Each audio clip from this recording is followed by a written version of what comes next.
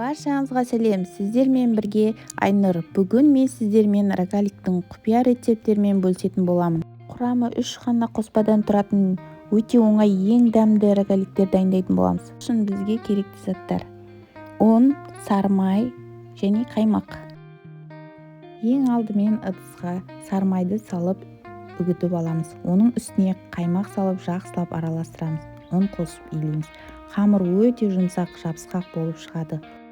Ол үшін уайымдамаңыздар. Қамырдың бетін жауып 3-4 сағатқа тоңазытқышқа қоямыз.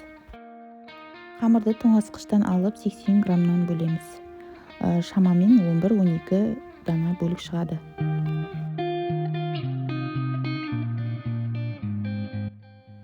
Қамырды орнынан қозғалтпай жаямыз. Ол үшін ұнды аямай себеміз.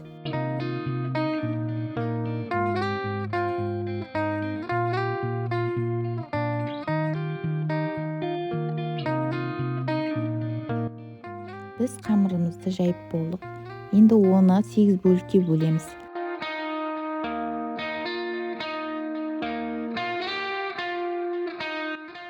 Әрбір бөлікке 1 қасық варенье сгущенка саламыз.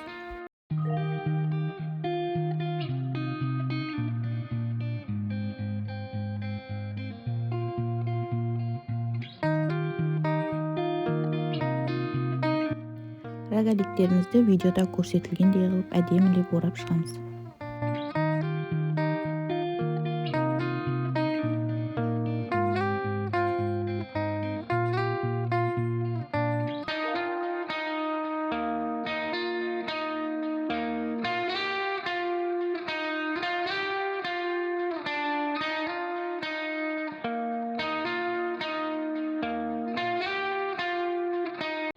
Рогаликтерімізді 180 градуста 10-15 минут пісіріп аламыз.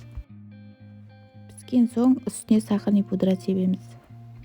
Рогаликтер өте жұмсақ, үлпілдек болып шығады. Шыны керек, бұл рецепті тіпті ютубта да жоқ, және кондитерлер бұл рецептпен бөліспейді де. Дайындап көріңіздер. Ұнаса лайк басып, комментария жазуды ұмытпаңыздар. Каналға тіркеліп, қоңыраушаны басып қойыңыздар. Сіздермен бірге болған Айнұр.